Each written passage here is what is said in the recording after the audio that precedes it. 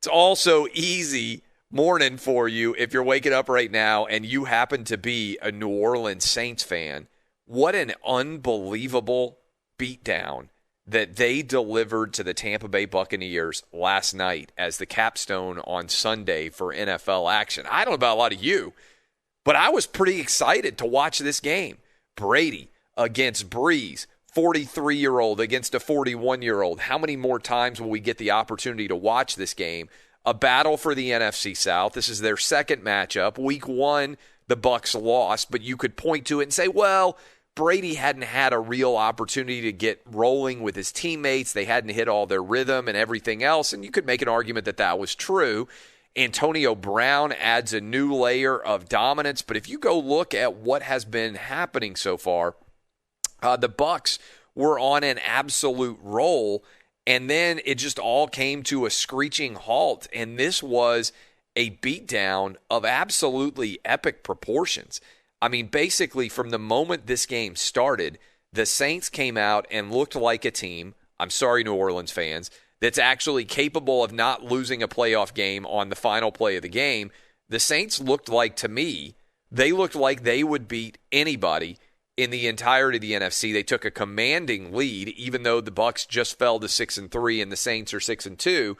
They've got now a double tiebreak in the NFC South. We'll see whether or not the Saints can take advantage of it. There's obviously still a lot of football to be played, and in this year of all years, there have been a lot of different injuries stacked up. But if you look at the Saints' schedule going forward right now, they don't play another team with a winning record until almost Christmas. So the Saints get a big win here. They then continue. Let's not, again, you can always lose any game in the NFL. But the 49ers look like a beaten team. The Saints get them at home next week. Then the Saints play against the Falcons. I know the Falcons have had traditional success. There's a big rivalry between New Orleans and Atlanta. But they get the Falcons in at home as well. Then they go on the road against the Broncos, who are basically falling apart. Then they go on the road against Atlanta. And then they get the Eagles. And so it's not crazy, I don't think, at all, if you're a Saints fan, to think that you could go 4-1 in those games and pretty much go ahead and lock up this division. Then you got the Chiefs. Okay, it's a potential Super Bowl preview. That's the way everybody will be talking about that game that takes place on December 20th. And then you close against the Vikings and against the Panthers. So there is only one team with a winning record that is left on the Saints' schedule now that they have got this win. If I'm waking up and I am a Saints fan in Louisiana or in New Orleans this morning, I am feeling pretty pumped about where we are going forward. Conversely, if I am a Bucs fan, look, still a playoff team, right? I mean, compared to where you were with Jameis and how frustrating the last several years have been as a Bucs fan, that's certainly understood. But you got the Rams, which will be a really tough game. You've got the Chiefs, that's a super tough game. And then otherwise, you don't play a team with winning record either. So, again, the advantage goes to the Saints going forward because of the tiebreak, but I still think there's reason to be optimistic if you are a Bucs fan. Now, you also, though, have to figure out what in the world happened with Tom Brady last night. It wasn't just that he was bad. This was one of the worst games I've ever seen Brady throw. That interception he threw that was just like a floater, that's as bad of a pass as I've ever seen Tom Brady throw in his NFL career. That's a little bit ominous if I'm looking forward and I'm trying to project where the Bucs might go from here. That was the kind of throw that even Jameis Winston didn't make very often in his 30 interception kind of scenarios. I'm also concerned the Bucs offensive line did not stand up well at all when it came to protecting Brady. And I understand the desire of leaving guys in, but Brady took a lot of shots after this game was already decided. I don't understand this NFL desire to leave the starting quarterback in when he's 43-year-old Tom Brady and the Saints' defensive line can just tee off on him because you know he's going to throw. Now, I guess you could argue, well, we're trying to get reps with Antonio Brown. He's brand new. Brady's still working with his new team. It's hard to get live reps and everything else. But I don't know why you let your 43-year-old quarterback take the hits that we saw Brady taking last night. I mean, this was a team that could not block for him at all in the offensive line. And so that's a little bit ominous looking forward. And also, let's remember, you talk about winning the division. And again, I know that this is a different kind of year because there's not going to be huge home field advantages and all those aspects. But this would theoretically mean that Brady would have to go on the road and win 3 straight road games in order to advance to the Super Bowl. That's something that Brady's never done.